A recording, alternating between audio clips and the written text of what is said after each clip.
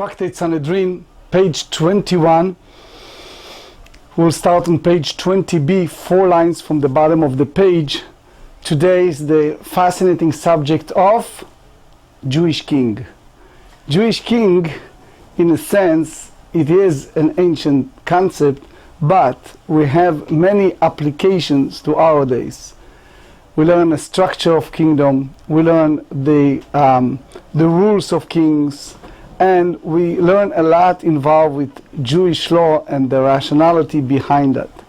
If you remember yesterday we talked about the ancient prophet Samuel tried to convince people that there is no need for king because they have a prophets, they have people of God, they have leaders. But as we learned yesterday, there are people who felt we want to be like all the other nations or other reasons, so eventually they get kings and all its set of problems. We learned yesterday about King Saul, and we're going to learn further on King David, King Solomon, and more. So let's start with the first subject, which is what is the right of king when it's come to right of war, which we learned in part yesterday, but today we're going to learn what happened in the consequence of a war, such as you have a war and the king create a new atmosphere, which is extension of the estate, sometimes large extension of the estate, and left over from the war, who it belonged to, how they divided it, and what's going to do next. Further on, we're going to talk about women. Does the king allow to marry, and how many, and what exactly the structure of women and the king. So as I promised you, today I look at your faces, you're already smiling, that's good sign. We're getting close to Tu B'Av. The Talmud said, as you remember, there are two most happiest days of the Jewish year. One of them is Tu B'Av, so there's a lot of reason to be happy. Poretz la'asot lo derech. The Mishnah tells us that one of the rights of the king is that the king breaches fences of anyone in his way to create a pathway for himself.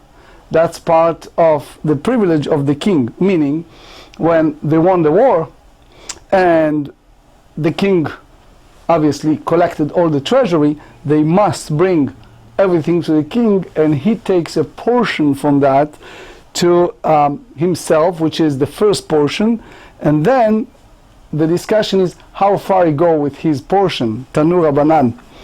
Otzrot melachin lamelech, meaning when it's come to the treasury, first and foremost, the treasure of kings taking the spoil in war belong to the king. Ush'ar biza shebozezin mechza lamelech umechza la'am.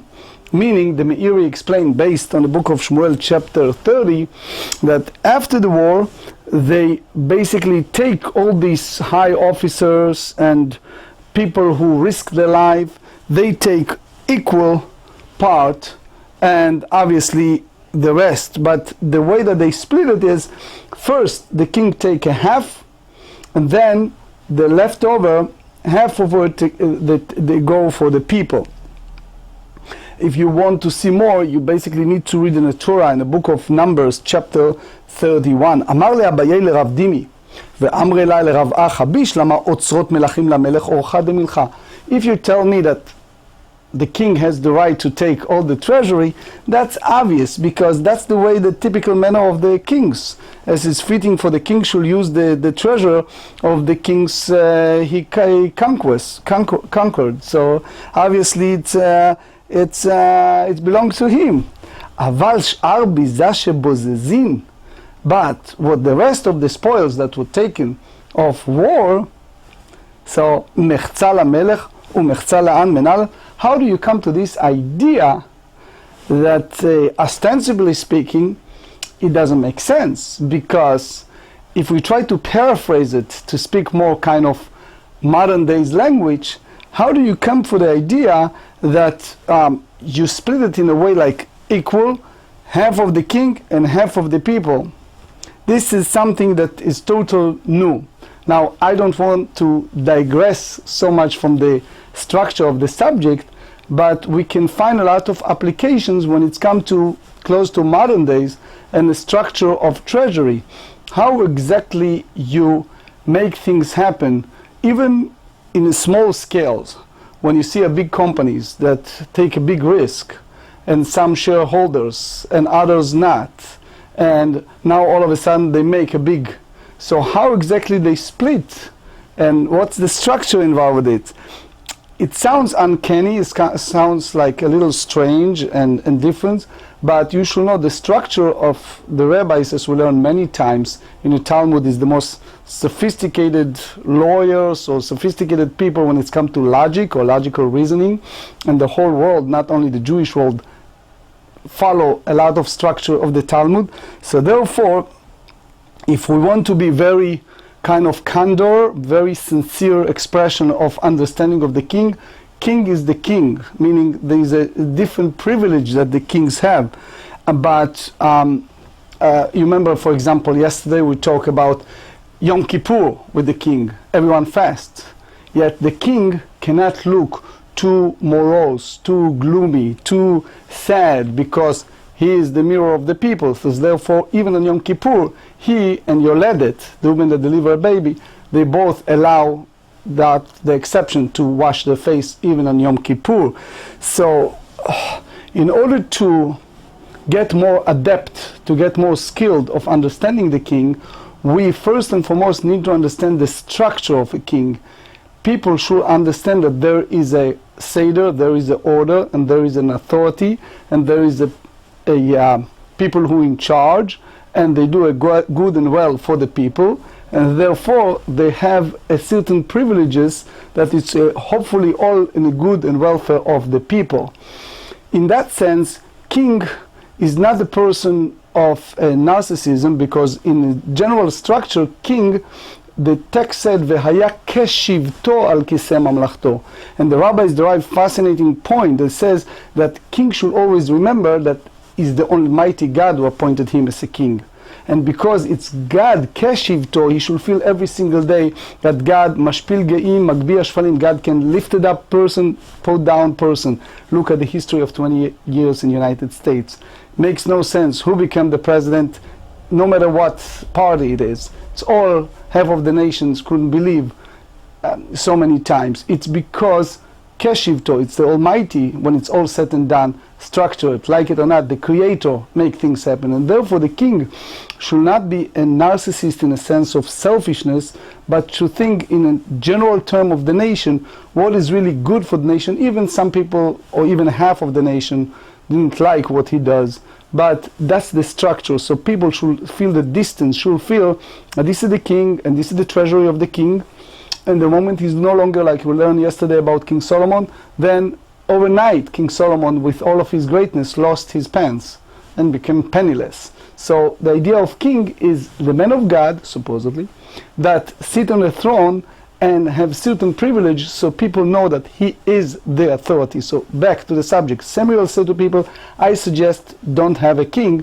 just have teachers, leaders, prophets. People insisted to have the king, so they have what they wish to, but therefore there are a lot of regulation when it's come to kings. So therefore he, for example, allowed to make a special path, crossing properties, making all kind of rules, extension. We said some rules when it's come to Jewish world. We explained yesterday that he need, if he decided to go to optional ward, to go by the Supreme Rabbinic Court, 71 judges, but with it's all said and done, it's kind of decorum, respect when it's come to the structure of king. So here we ask a question, how did Tana learn that when it's come to this treasury, they split it half and a half? So Abaye come here and they bring a source from the book of Chronicles, chapter 29, verse 22. And here bring an example from King Solomon at the ancient time when they anointed Solomon as the king of Israel. Page 21, so the text said, Vayimlechu shenit lishlomo ben David. So they appointed, they made the King Solomon, the son of David, second time, lenagid uletzadok. So it means they anointed him as a king and anointed him unto God to be the leader, and tzadok to be the priest, meaning the high priest. Makish nagid letzadok. In that sense, we take the verb and compare a leader, which is King Solomon, to Tzadok, which is the high priest. How do we compare them? Ma Tzadok mechza lo umechza le'echav, af nagid mechza lo umechza le'echav. We learn in Tractate Yomah, page 17b, that when it's come to a high priest, it was a certain structure that they use. For example, the shewbread. Shewbread meaning that the Torah tells us in the book of Leviticus, chapter 26, that it was 12 chalot, corresponding to the 12 tribes, that they use in the temple for every week. The Rambam in Hilchot Midin Umusafim, chapter 5, elaborates, and it says that it was a special chamber. They have 12 chales, 12 large baked challah bread, and they put it in the northern part of the sanctuary on Shabbat, and it was part of the ritual services, and it was kind of waiting for the following week. That's the Mishnah in Avot said, one of the miracles that in the temple, that it stay fresh.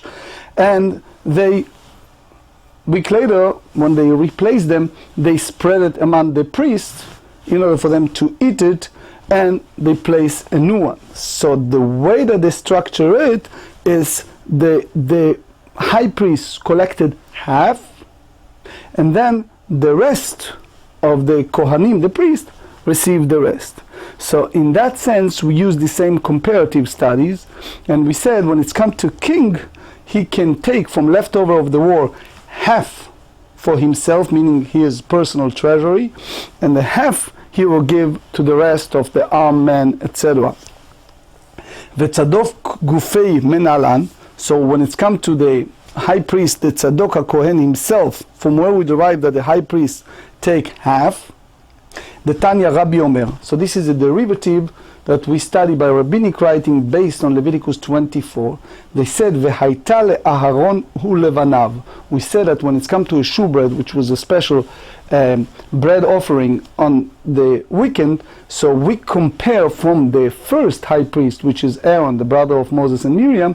He was the first high priest, to his sons. And the way that the Torah talk about ancient Aaron, we derive also the future high priest as well. So the Torah said, Mechza le'aharon u'mechza levanav. The Torah said unequivocally that when it's come to the first high priest, he takes half, and his sons, which also serve as a priest, son of the high priest, will take the other half. So we make it kind of juxtaposition, the same way as in the ancient time Aaron did it, so the same way Tzadok did it later on as the high priest. The Gemara in Tractate Bava Batra, page 143, teaches a very other derivative concept. You see it in Tractate Avodah Zarah, page 10 as well. The Gemara derived from that when it's come to a gift of monetary gift, any form. So if someone commanded before he passed away, and he said, I want, when I'm gone, to give my estate to Mr. So-and-so and his sons, just as an example. So we derive from that, we ask a question, so what exactly he meant and how you split the property. So we derive from that concept of Aharon and his sons to say that that fellow will get half, and then the other half, his son, split among themselves. Is kind of derivative from that. It's a beautiful book called Minchat Chinuch, which is one of the classical book derivative from our study, getting close to our time. So he said, look, when it's come to war, obviously the king take a lot of risks and a lot of strategic thought and a lot of broader understanding. So therefore, when it's all said and done and he's the winner, he in a way gets everything, and then he is kind of commanded or instructed to take from everything he have now half to go out and share it. So he explained, and you see it also in Rabbeinu Nissim in the Ran. He says, one of the structure of the king is that money is not the issue. Meaning we want the king in that sense to focus of what God put me in this position. What is my call? What exactly I need to do as the representative of people and nation? So if he's focusing only on himself and creating more wealth and be a richer, then it misses the whole mission of God and what he's have a call. So in that sense, we want to give him the feeling of very comfortable feeling when it's come to wealth. So that should not be his concern. He should focus on the positive part of how you should do it properly. He brings a fascinating proof, and you see it very similar in the great Jewish thinker and teacher Rabbi Yonatan Eibeshitz, the author of a beautiful book called Ya'arot Dvash. Ya'arot Dvash explains, we all know the story of King David.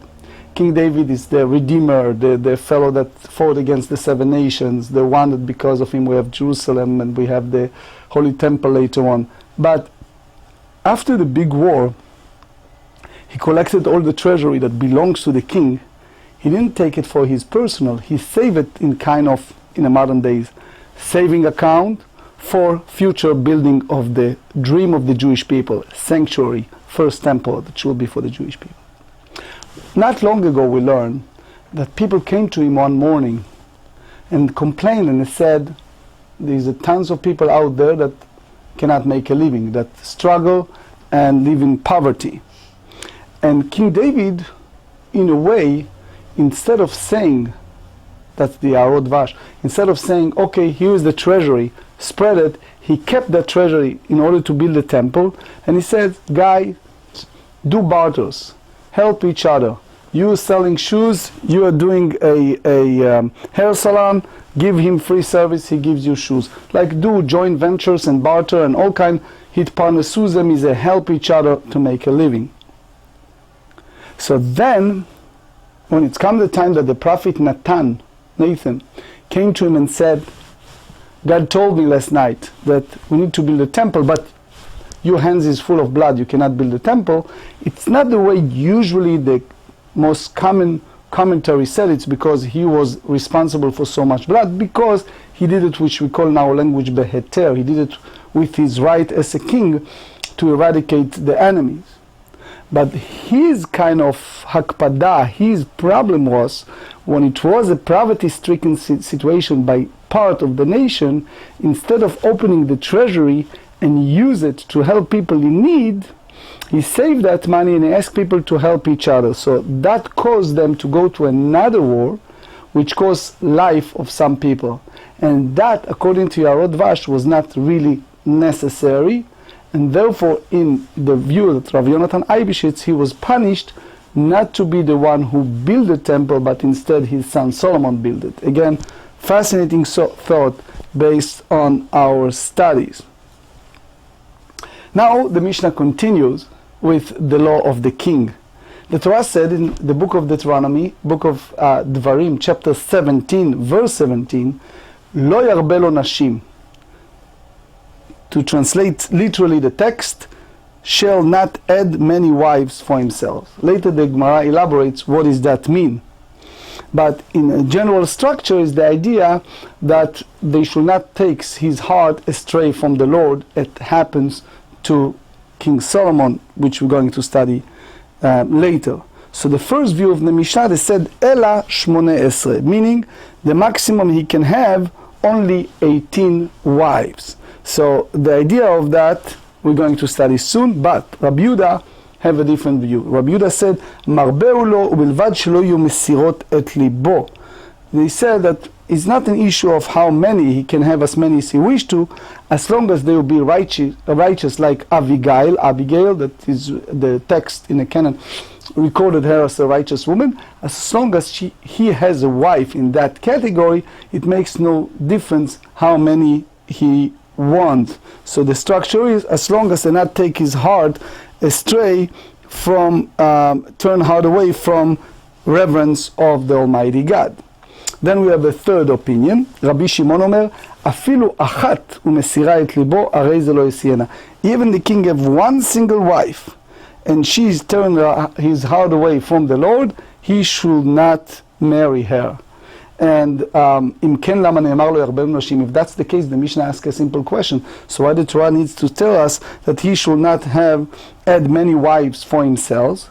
So they said the afilu ka'avigail, that even if his wife is righteous, like the famous biblical paragon, example of righteousness, which is Abigail, who was so righteous and prevented David from sin. You see it in the book of Samuel chapter 25. It is prohibited for him to have many wives, meaning not exceeded 18 the way we understand it. So there are a few points. First, the Yad Ramah. Yad Ramah asks a simple question: why is king? You can talk in ancient time about anybody. What's the difference? So you bring the Rambam. The Rambam in the Yad HaChazakah, one of his masterpiece, he said that even to get drunk, intoxicated, is prohibited for the king. And the problem is that sometimes the way the Chidushei Haran also said that she put his heart astray. She kind of convinced him to go in that direction, and therefore he should be careful when he makes those decisions of a future wife. But there is way more than that. In general structure, if we understand correctly, there are basically three views when it's come to the Mishnah. And that's the way most of the Mefarshim, Rabbeinu Ovadia Mebar Tanura and others said. We have the Tanakama, the first view, which usually is Rabbi Meir, who said, look, 18 is 18, makes no difference if it's a righteous or not righteous, regular, whatever it is, 18, it's 18. Rabbi Yehuda said, when it's come to righteous, he can take as many as he wants to. If it's a regular one or one that is not, then is the limitation of 18. Versus Rabbi Shimon said that if it's righteous, 18, if it's a regular one, 18, but if it's someone that have problems, meaning we concern that it may happen that in our simple language he will be kind of either saturated with women, or his head will not go in a practical, pragmatic way to do what God called him to do. So therefore he should totally prohibited to marry someone, even one, that take his heart astray from God. So in that sense, so far we understand that it's not so much by Rabbi Shimon the amount, is the idea to be congenial, meaning to be kind of agreeable with the path of God that the husband has, versus someone who try to lead him to a certain way that it's astray from God. Lemeimra. So now we need to understand the depth of this disputation between Rabbi Yehuda and Rabbi Shimon. What we derive, the Rabbi Yehuda darish ta'amad dikra, which means he have a reasoning, logical reason why he said that is no limit, that according to Rabbi Yehuda is no limitation of how many righteous women king can take. Rabbi Shimon lo darish ta'amad dikra, and according to Rabbi Shimon does not interpret the rational in the pasuk, in a verse. So the Gemara challenged that, and the way that the Gemara challenged in general, it's always bring kind of either juxtaposition or different verse or different phrases that basically contradict this learning. So now we bring something which we study in Tractate Bava Metzia, page 115. What we learn? Ipra shaminan lo. The Tanya, Almana. Here we talk about widow. So again, some word of understanding. The Torah talk about collateral. As you know, the whole banking institution is based on the idea that there are some people in needs that need a temporary loan, and the banking institution needs to take a collateral in order to assure that if God forbid the person cannot stand for the loan, they will be able to collect the fund that was borrowed from those institutions. So the Torah said there are certain structure, and we're going to learn two of them. One, if the person who borrowed, he is indigent, and he basically borrow money and he owes it, so you're allowed to take, in a way, whatever the collateral with limitations, such as if you have a basic tools that he needs for his job. Imagine if the person is a gardener and he has tools that he needs for daily basis for his job. So in that sense, if you want to put pressure on him, you can take it by the end of the day, the Torah said, but you must give him back in the morning so he can do his job. So in one hand, you show that you own it and it's yours, and as long as it's not pay you back, you can take it if it's a issue of payment, yet you cannot avoid for him the opportunity to go out and do his job. Versus when it's come to widow, the Torah it's much stricter. And the Torah said when it's come to widow, you cannot take any collateral from a widow. And here is the disputation between Rabbi Yehuda and Rabbi Shimon, if you differentiate between rich or poor widow when it's come to collateral. So here's the point. Almana, you have a widow that by force of circumstance somehow she asked for a loan. בין שהיא ענייה, בין שהיא עשירה, אין ממשכינים אותה. שנאמר, לא תחבול בגד אלמנה דברי רבי יהודה. רבי יהודה said, makes no difference if this widow is a rich or poor. The Torah tells us in Deuteronomy chapter 24, clearly they use the term, you may not take garment of a widow for a pledge. So he derived it almost literally and said, nothing you can take from widow, period. That's it. Versus רבי שמעון אומר, עשירה ממשכנים אותה, ענייה אין ממשכנים אותה, ואתה חייב להחזיר, ואתה מסיע שם רבי שכנותיה. He differentiates here between a rich widow and a poor widow. And Rabbi Shimon, a logical statement is, when you have a wealthy widow, so you may not take collateral for her because you are obligated to return it to her, and you will give her a bad name among her neighbors.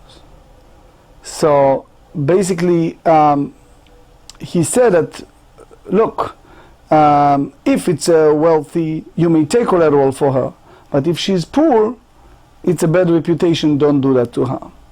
So they ask a question, Ve'amrinan Maika Amar, and over there in the Bava Metzia we try to explain the point, what exactly he meant by that, meaning Rabbi Shimon. So they said, Hachike Amar, mitoch שאתה ממשכנה, אתה חייב להחזיר לה ואתה מסיע שם רב בשכנותיה. So because she is in such a sad situation, she is a widow, and you take collateral from her, you are required to return it to her. And because you do it, as we explained in a regular poor person, you give her a bad name among the neighbors. Because what happens is, unfortunately, you have, I'm sorry, no offense, but you have all those yentes that comes out and suspect all kind of lascivious behavior when they see men come out of a house every morning and evening. So they give her a bad name as a result of that. So therefore, Alma, Rabbi Yehuda lo daresh ta'ama dekra, Rabbi Shimon daresh ta'ama dekra. What we understand is the logical reasoning that Rabbi Yehuda does not interpret it rational, the verse, and Rabbi Shimon does interpret the rational of the pasuk. So it's not just the place, the only place you see this disputation between Rabbi Yehuda and Rabbi Shimon, but you see it in rabbinic writing that the person should always consider the broader picture of consequences of certain situation. Even you want to get even, or even you feel that someone does total injustice to you, if you want to do something harm to someone, you have to think also of the broader understanding, how it's affected his name, his children, and more. So you should see the full picture and be very circumspect, be cautious before you're doing things. בישלמה רבי יהודה לא דריש טעמה דקרא, ושן האחד מפרש טעמה דקרא, מה טעם לא ירבה לו נשים? משום דלא יסור לבבו. So the idea of the king should not have too many wives, because we are concerned that his heart should not go astray from God. Usually the Torah did not give us very rarely a reasoning for mitzvot. They have honoring parents, but in general the Torah did not give explanation. Here they go and explain. Rabbi Shimon אמר לך, מכדי בעלמא דרשינן טעמה דקרא, אם כן לכתוב קרא לא ירבה לו נשים ולשתוק. Torah just said you should not have many wives, and that's it. Why they need to go to the specific? וענה אמינא מתם לא ירבה לו נשים, we should not have, משום דלא יסור לבוד. All idea is that the concern is not the amount of women, it's just that your heart should not go astray from his job. So אם כן לא יסור למה לי? So why the Torah needs to use also the negative term that his heart should not go astray? So it means אפילו אחת מסירה את ליבו, אז לא יסנא. Rabbi Shimon wants to derive an important message to everyone, not just the king. The idea is that if you have a wife, Rabbi Yehuda Milonin explained to us that take a person to a bad behavior and a bad things to do bad things, therefore he should not marry her. The Ramban in the book of the commandments elaborate and it says that sometimes, yes, this language of Nachmanides, he says that women don't realize their power, that sometimes they convince men to go to a certain way that can lead him to way that God is not happy. So therefore, even if it's come to a king, and if it's come to one single wife by Rabbi Shimon, he should not marry her if she have everything, but she take his heart astray from the service of the Lord. What does that mean when the Torah said you should not have too many wives? It means that afilu ke'avigail, that even if you have a wife like Abigail, that he should not have many wives, even if they are righteous like Abigail. He cannot exceed more than 18. So they ask a simple question that everyone may ask. The whole idea of chai, of 18, where do you get that idea from? The Torah did not specify 18. So here we go by the story of King David, that the text in the book of Samuel chapter 3 describe, and they said, they said that King David had sons in the city of Hebron when he was a king. Amnon, the first son, was name is Amnon. That's the name of his wife. Umishneu, the second son of David, his name is Kilav. La'avigail, that he was born to his wife Abigail. Eshet Naval Akarmeli, that she was married originally to Naval Akarmeli, and then she lost her husband, and King David married her. So therefore, in the book of Samuel, chapter 25, they elaborates how he basically, after the husband passed away, David married her.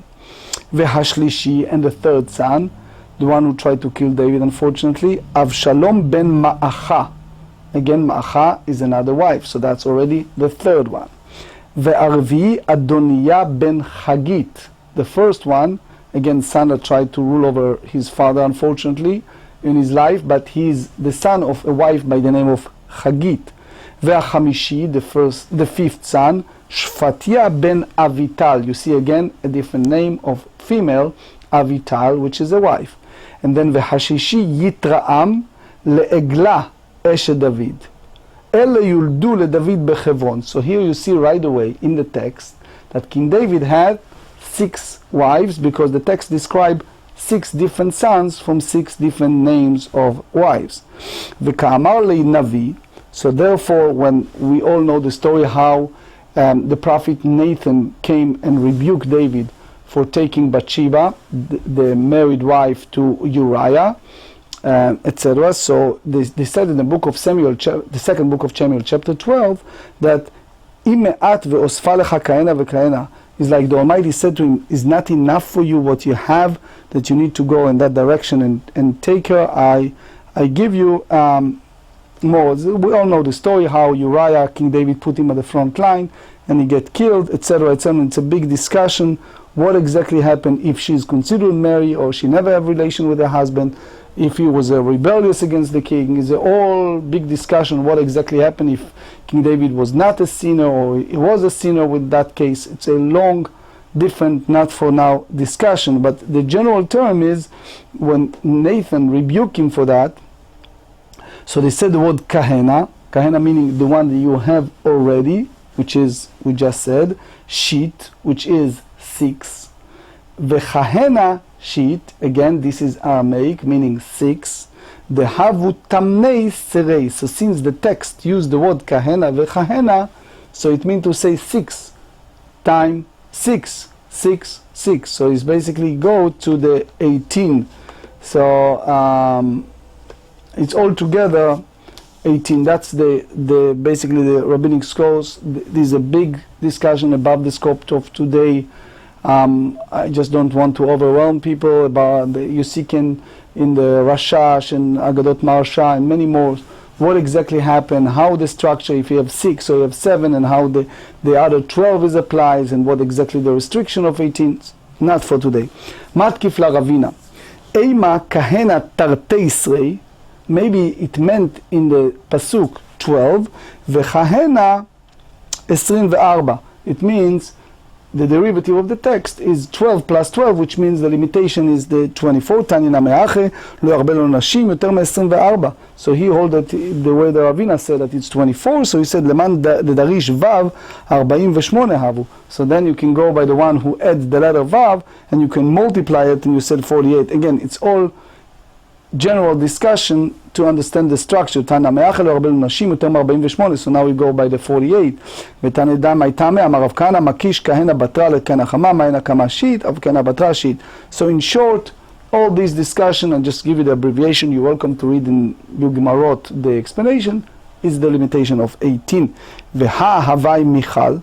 We knew that when he was a king in Hebron, the daughter of King Saul, Michal, married him. And she was not, Maharsha said she was not on the list we just mentioned in the text.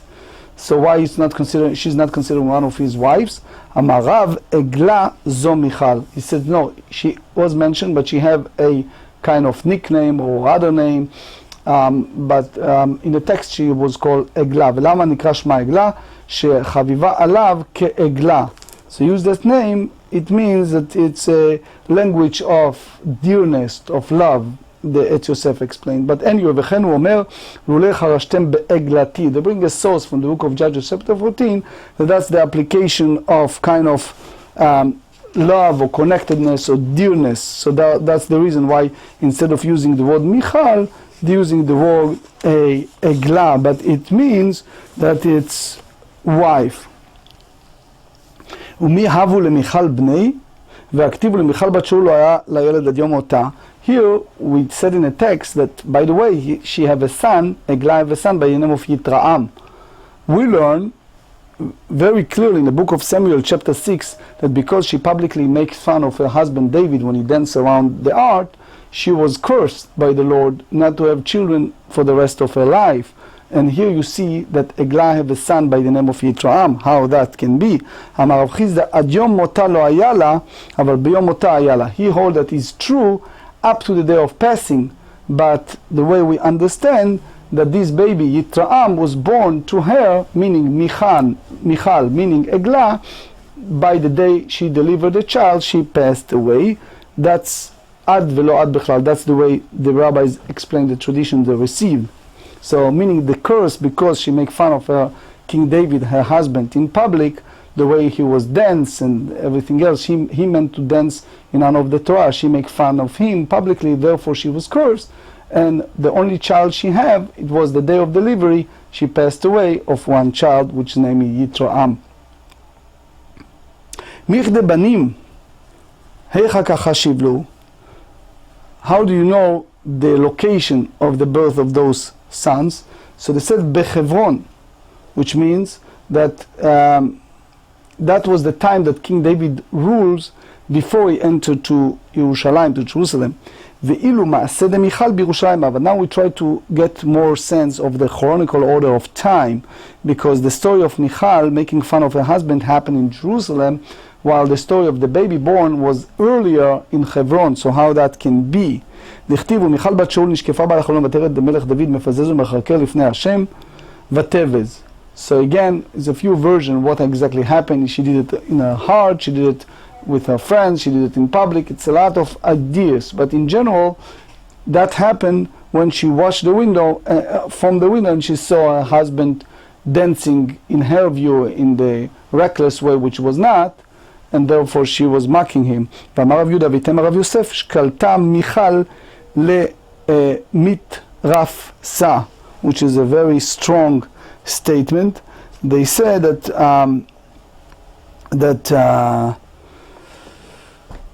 at that time Michal, the daughter of King Saul, she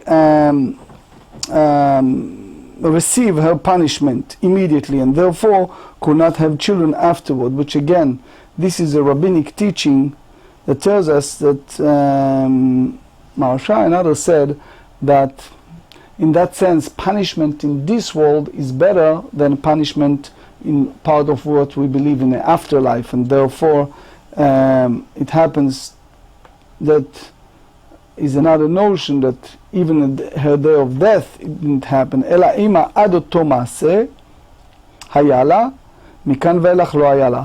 This is total new teaching that teaches that the Yitraam, her son, was born prior to that event, which means yes, she was married David and they have a son together by the name of Yitraam.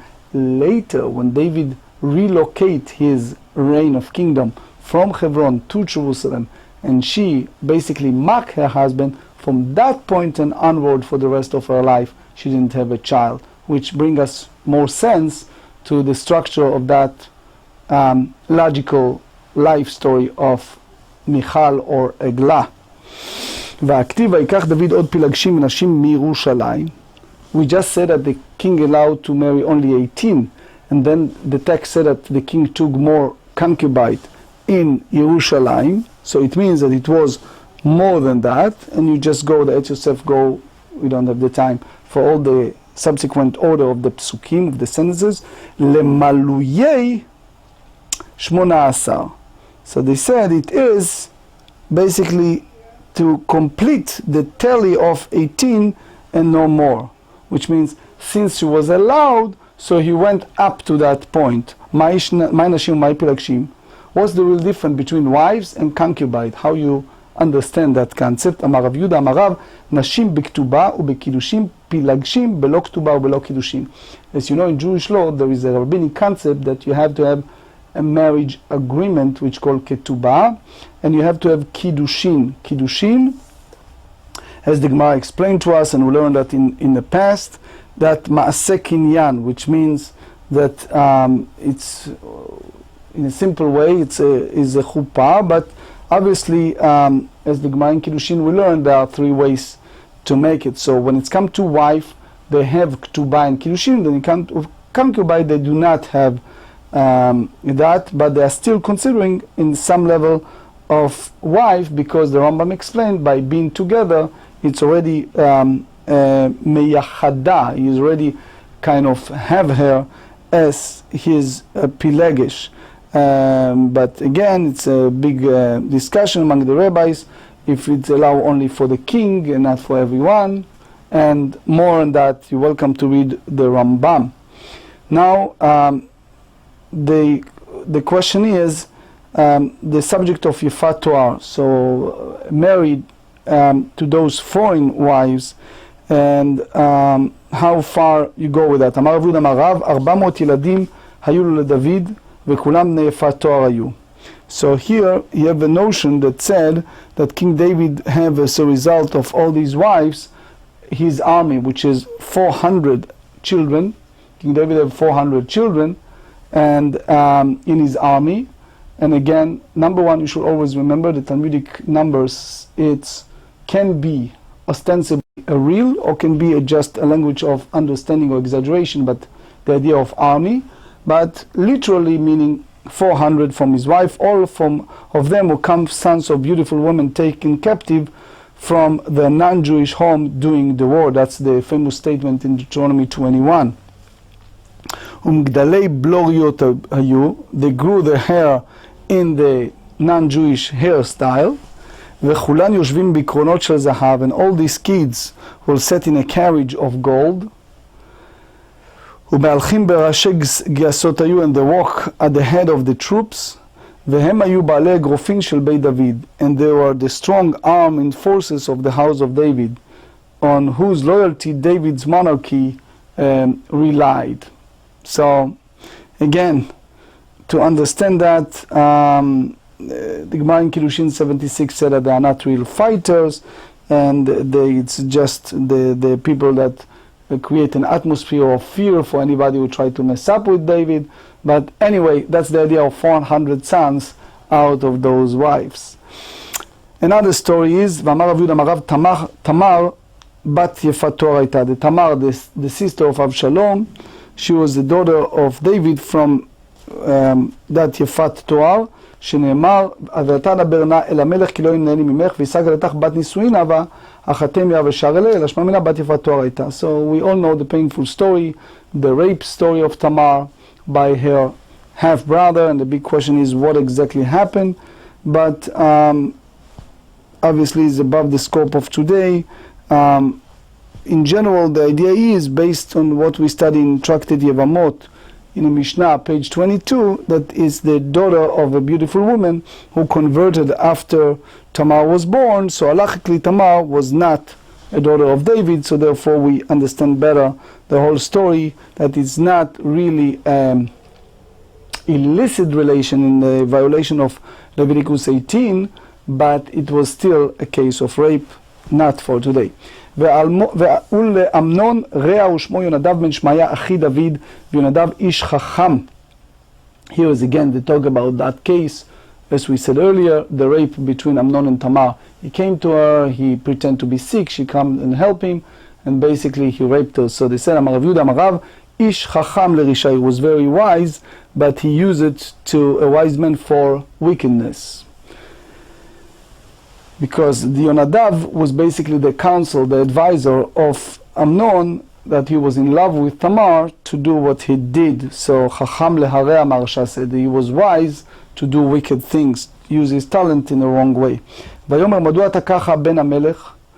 So Yonadav said to Amnon, why you look so sad, so that? So he said, I'm in love with Tamar, the sister of Avshalom, my brother. Vayomer lo Yonadav shchav al mishchava v'adchel. So he told him to pretend to be sick, and then she came to help him, and it was clandestine, surreptitious deal to put her in a position and then to do what he did. Ad ve'asta le'enai et habriya, that she came, and she will come and she will prepare the food, which happened. She came and she prepared food for him. ותיקח את המשרת ותצוק לפניו, she took the plate. אמר רבי דמר רב שעשתה לו מיני טיגון, that she prepared for him a special delicious food, etc. And she didn't suspected that it was a plan, and then unfortunately happened what happened. Amnon sinah gdola meod. So after all that happened, that she was kind of been raped, and she was so angry at him, what he did to her, etc. So he turned all this love, as the Mishnah teaches, that this type of love was not a sincere love, it was only physical. So he turned his heart, and he was a hater tremendously. The text said, "My tama." What's the reason that he turned around and from deep love he hates her? אמר רבי יצחק, נימה נקשרה לו והסתה וקרות שפחה.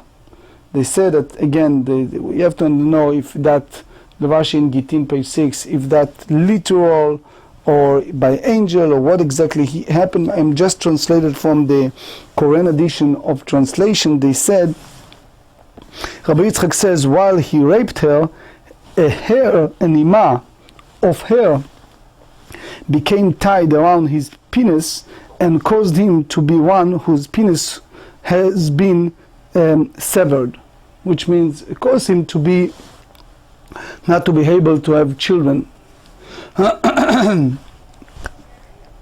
וכי נקשרה היא מעבדה.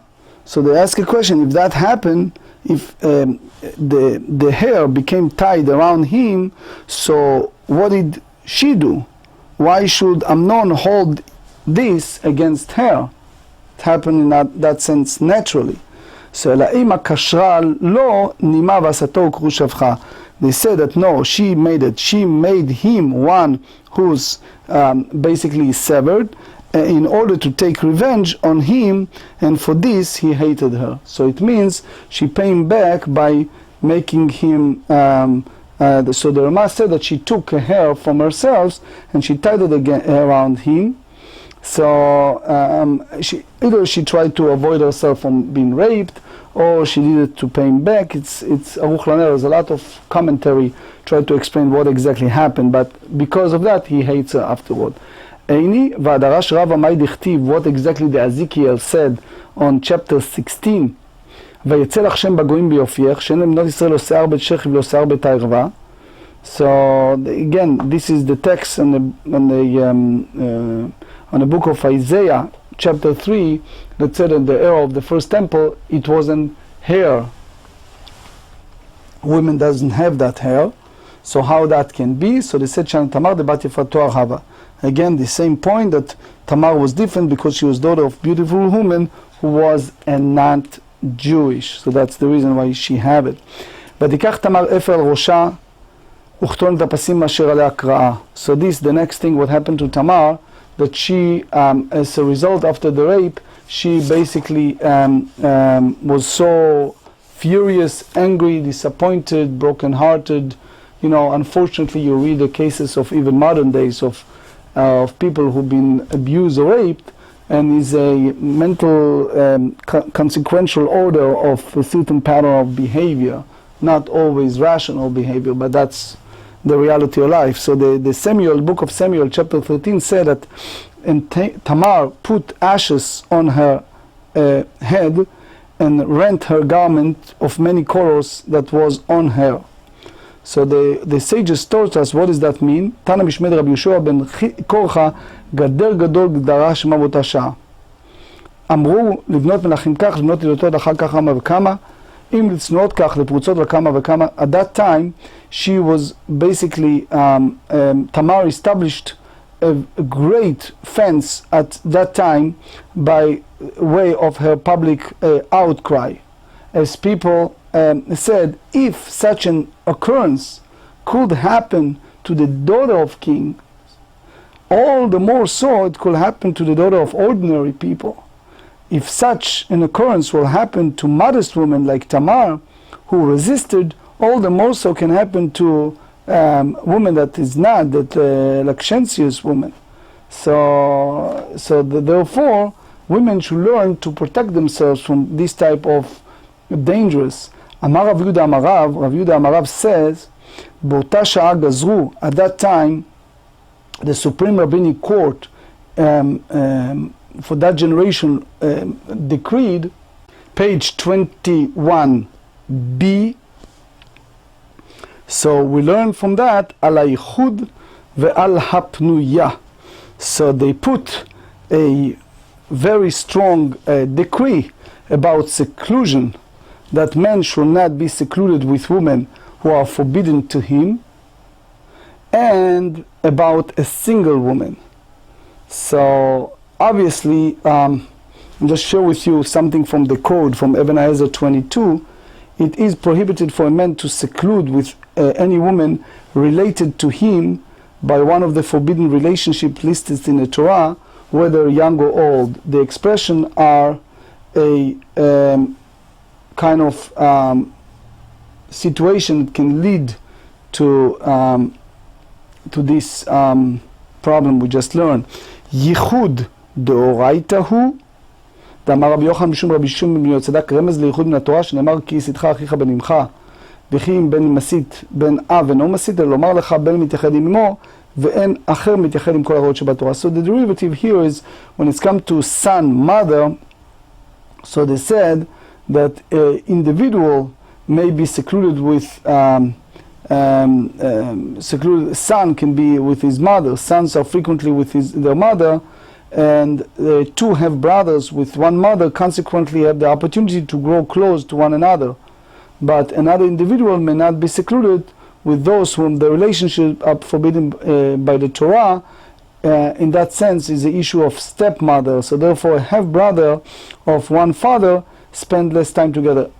This subject is a broader subject. There is a response from Tzitz Eliezer about it, the late Rabbi Waldenberg, which I have a privilege to know. But general statement you hear from me a lot. When it's come to those painful questions, adopted children and more, ask a prominent posek, a prominent giant rabbi, to give you a guide and counseling. In each case, it's total difference, and I don't want to get deeper in this subject. We just me'orerim, we just open our heart to the concept.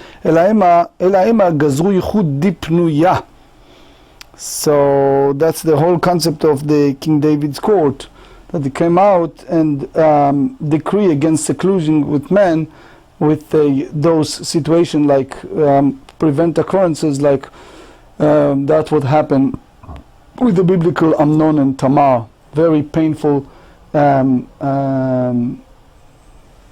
situation. In a sense, it's obligatory, it's required, it's necessary, it's binding, it's mandatory for a person in those situations to ask a prominent posek, a prominent rabbi, these questions. When it's come to this situation, a person should not being negligible and feel it as like unimportant, or because he should not feel it kind of is a little consequence that it is problem sometimes. Anyway, back to our subject. ואדוניה בן חגית מנסה לאמור אני אמלוך. It was unfortunately another son of David, the fourth son of David. His name is Adoniah. He was son of Hagit in the book of Kings chapter 1, and he basically was a kind of a condescending, arrogant. He wanted to take the kingdom. As we learn, King David promised to his wife Bathsheba that her son Solomon will be the next king, but Adoniah did not take it, accepted, so he tried to behave like king. In a sense, he was adamant, he was unyielding, he was abstinent, not ready to accept this his father will, that Solomon will be the king, and therefore he was such an adamant, meaning he was in a state of refusing to give in, and he pretended to be the king when his father was not well. אמר רב יהודה אמר רב מלמד שביקוש להולמו ולא הולמתו. So this text teaches us that he sought for the monarchy to fit him, but the reality is that it did not fit him. So unfortunately it happens in the world history many times that people want to claim for something that it's not there. So the Gemara in Avodah Zarah, page 44, describe how it happened, what exactly did, how the crown did not fit him. It's Aruch here. Again, the key here, he tried to do something that it wasn't him. So one of the things that he tried to do it is ויעש לו רכב ופרשים 50 איש רצים לפניו. As you know, occasionally, sporadically, the king used to go with those special marching at the front of him, which is chariots and riders. So Adoniah, in order to show that he is kind of the one who's in charge, he did it in the kind of nasty, blatant way against his father, and he prepared for himself a chariots and riders and 50 people to run before him. Very sad. So Amai Revuta, what is the novelty of this action, since other wealthy people do the same, even they are not the sons of kings who design on the throne? So he said, Amar Rav Yehuda Amar Rav כולן נטולי טחול וחלוקי כפות רגליים היו. If you read the history of China, it was warrior and the young women that used to tie her foot. Anyone heard about it?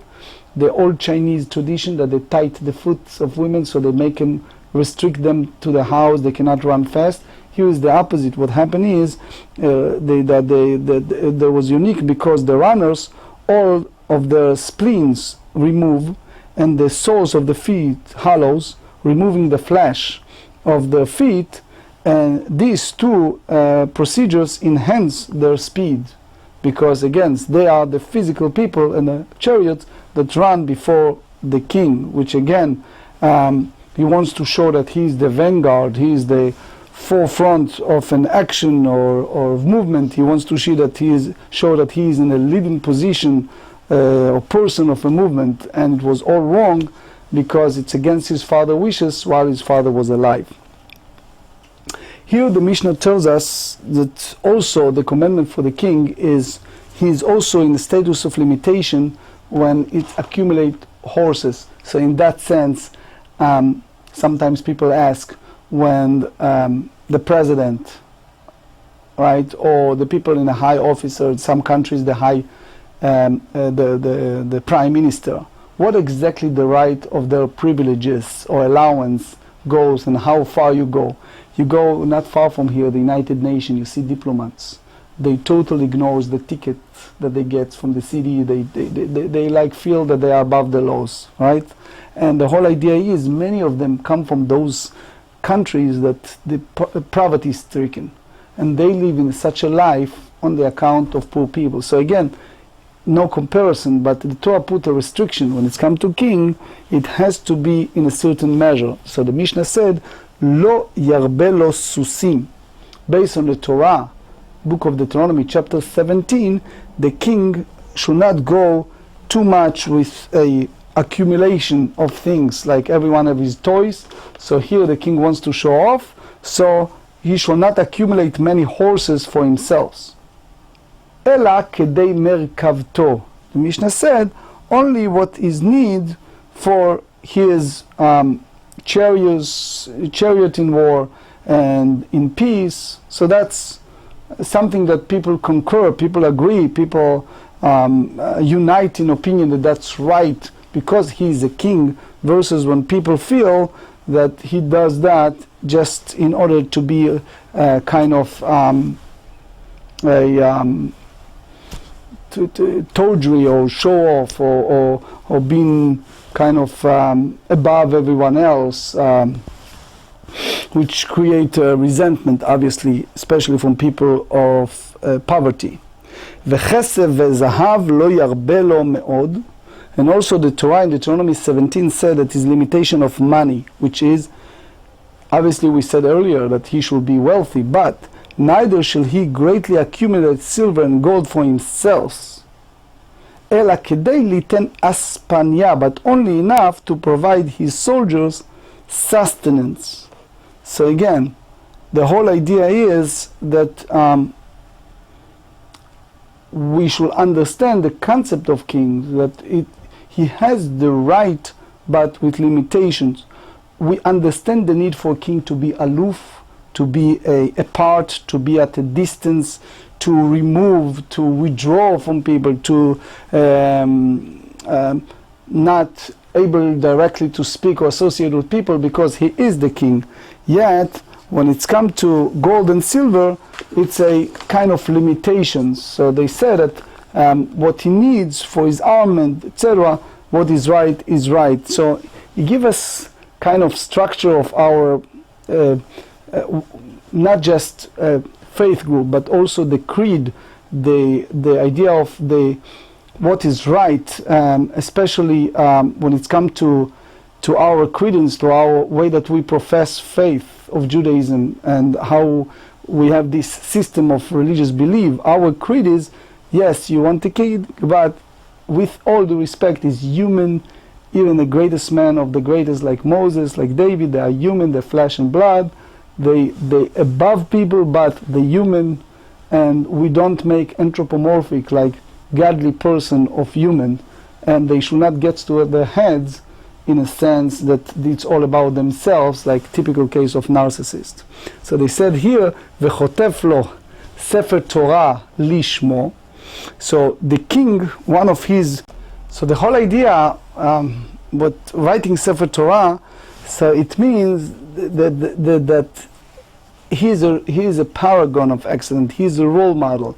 So therefore, he should show people example, and it's also a mitzvah upon himself. So they said that he should have a sefer Torah for himself, write for himself a sefer Torah scroll for his sake. That's the Torah said in Deuteronomy 17. And יוצא למלחמה מוציאה עמו, נכנס ומכניסה עמו. So basically the Sefer Torah is with him. I must tell you that in our modern days I saw Sefer Torah amazing, like 30 centimeters, glad kosher Sefer Torah Arizal, amazing Sefer Torah written the highest level, very expensive. And I saw business people traveling to China or Russia or places like that, and they carry on the luggage Sefer Torah that they can be used. So in the modern days, since people have a hard time to lift it, the small Sefer Torah is relatively more popular. But here the idea is that every place the king goes, he should carry with him the Sefer Torah. When he goes out to war, he brings out with him. When he comes from war, he brings with him. Again, this show that he is connected to the Torah, that he's a good role model, and also it's his kind of shield, is a spiritual protection. Yoshev Badin, he imo, when the king need to sit in judgment, the Sefer Torah is with him. Meisev he kenegdo, in those days they used to recline like we're doing in Pesach. So when he reclines to eat, it is opposite him, meaning שנאמר והייתה עמו וקרא בו כל ימי חייו. The whole idea is that the Torah should be always a reminder for him that this is the blueprint book of life. This is part of our creed, part of our beliefs, and he should be very much a good role model. That's what he reflects, and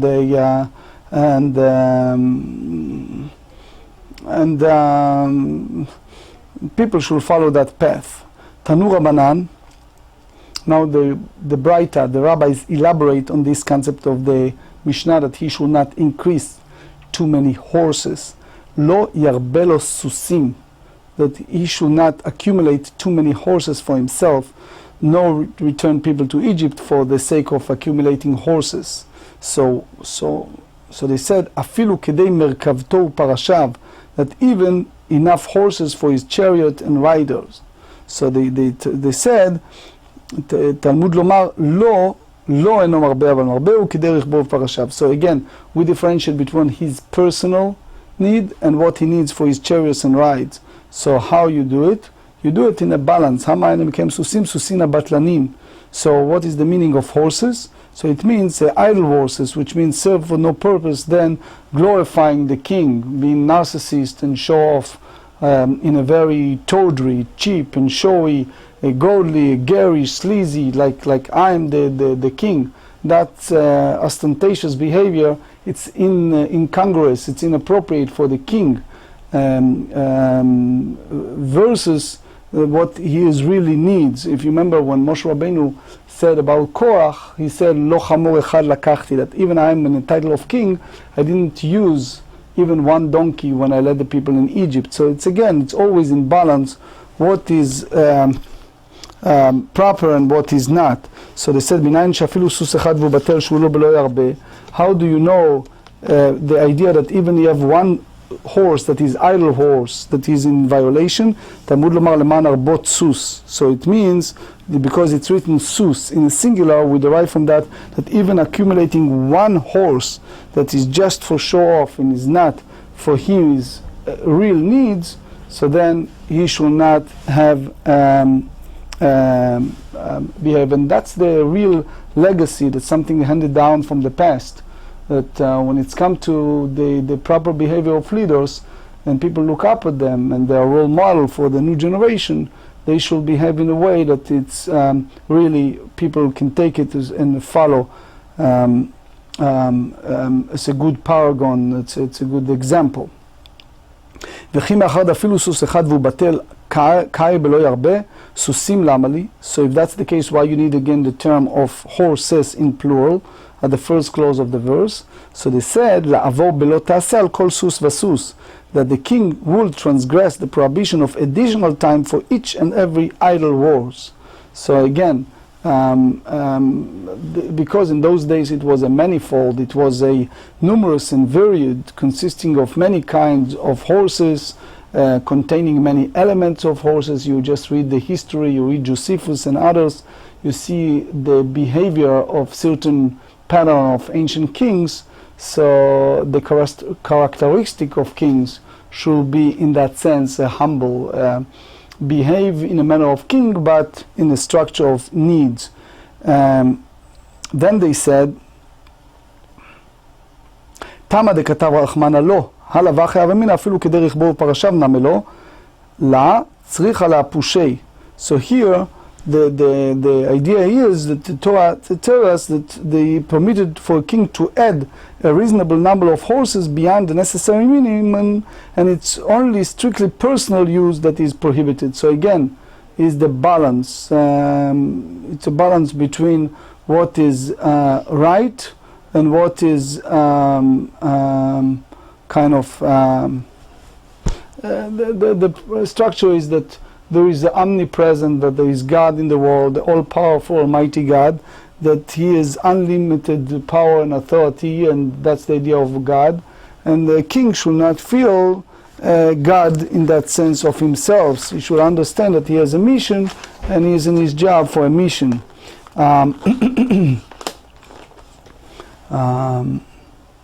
וכסף וזהב לא ירבה לו. So the Torah said also, when it's come to a king, he should not accumulate silver and gold for himself. So what does that mean?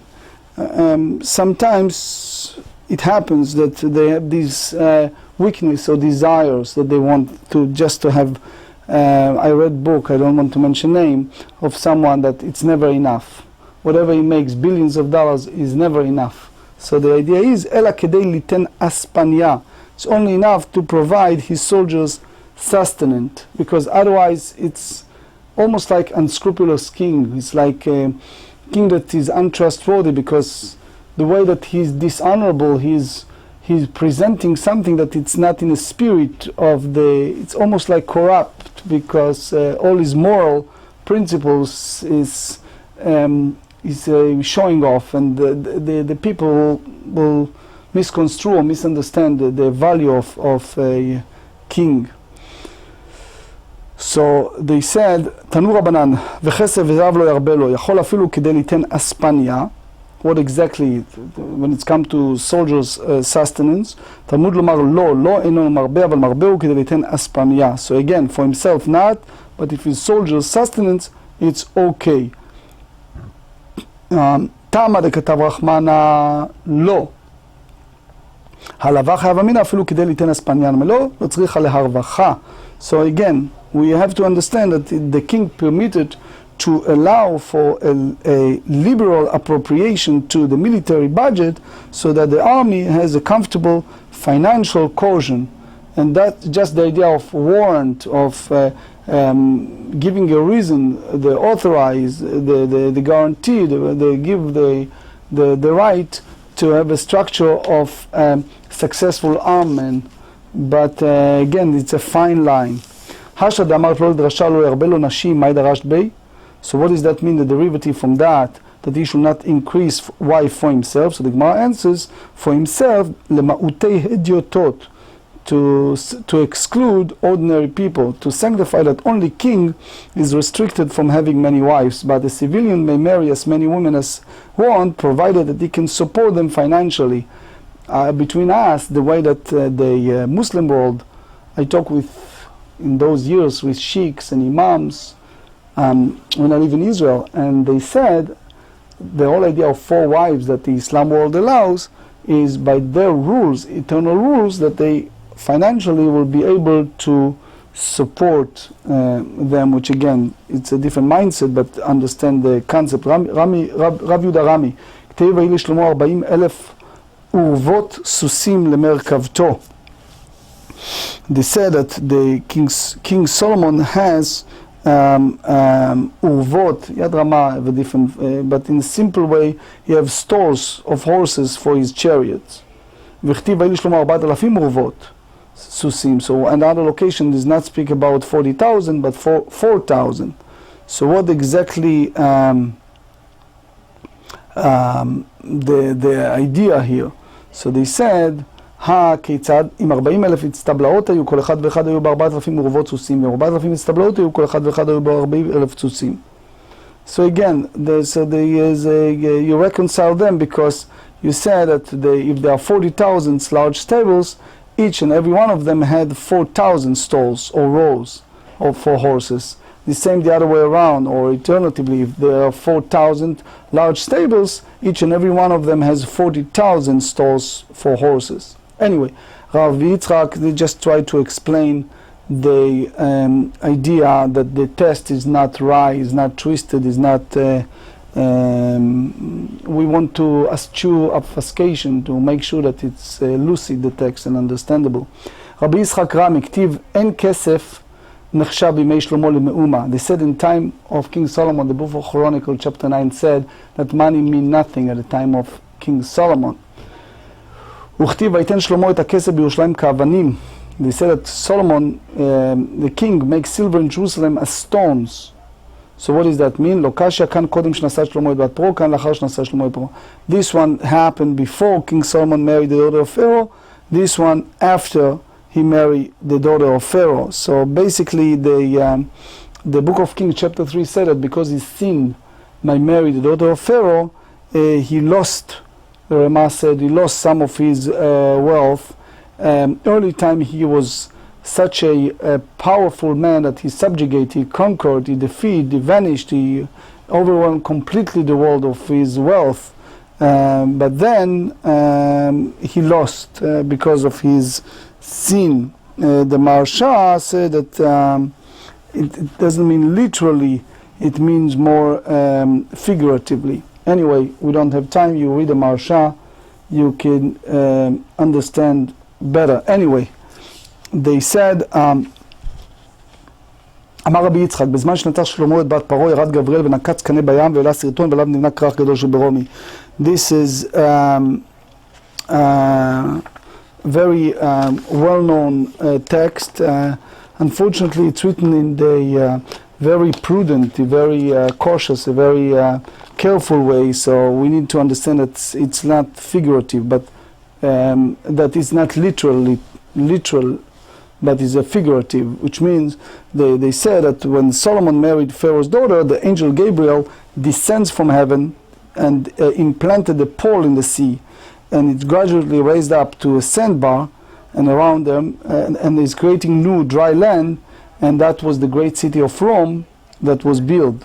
So the idea is that the beginning of Jewish people downfall to Rome came when Solomon married Pharaoh's daughter, which was prohibited. But it's a lot to discuss here because, as we said, it's not the literal text, it's a figurative understanding what exactly happened, how things happen.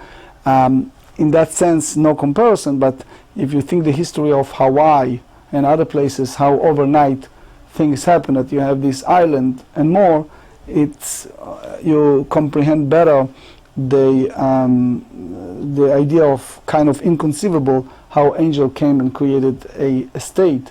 But the figurative idea is that it is a consequential order of the sin, and therefore that what happened at the Rome is not only one of the history Jewish enemy, but there are people who are in charge for destruction of Second Temple, which we hope rebuild. But anyway, ואמר רבי יצחק מפני לו התגלו טעמי תורה. So here it's one of the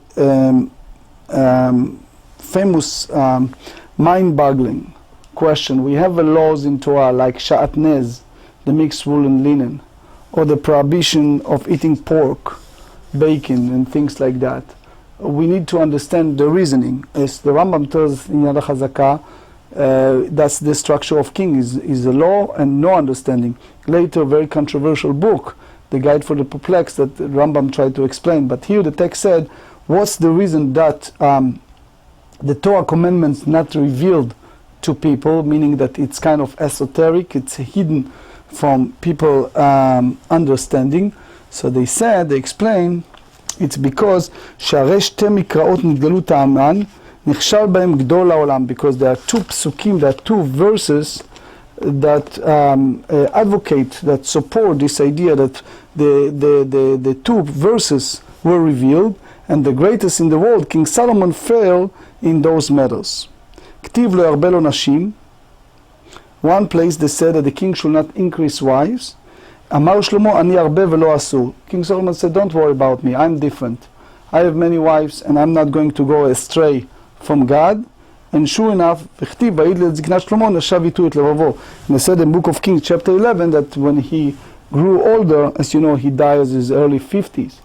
But anyway, when he grew older, comparative in those days, so they said his wife turned his away his heart from other gods to after other gods instead of the Almighty, the monotheistic, the omnipresent God.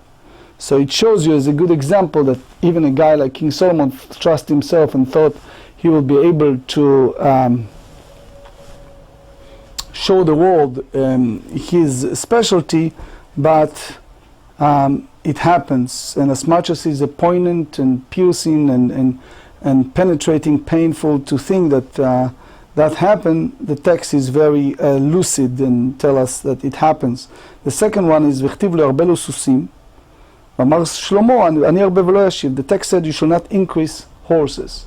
Solomon said, nah, I'm different, I will accumulate many, but I will not return. וכתיב ותצא ממקרא במצרים בשש. The prohibition against go to Egypt, sure enough it happened, the chariot came up and went out of Egypt for 600 shekels of silver. So it means that not only King Solomon violated Torah, but he also failed to applying a rational giving for its commandments. So it demonstrates the wisdom of the Torah, that usual silence as the rational for its mitzvot, as individuals will not mistakenly rely on their own arrogance, on their own wisdom, to reason that the mitzvah are inapplicable in some circumstance, etc., etc. We should know that it is sometimes appear ostensibly as a unlogical or ununderstandable, but if the Torah commanded us, obviously it's for our good, and hopefully the story of failure in leadership will not reoccur or not happen again. And with that, unfortunately, I wish to elaborate more, but we're running out of time. So next daf we elaborate more on the concept of writing Sefer Torah and more rules of the king.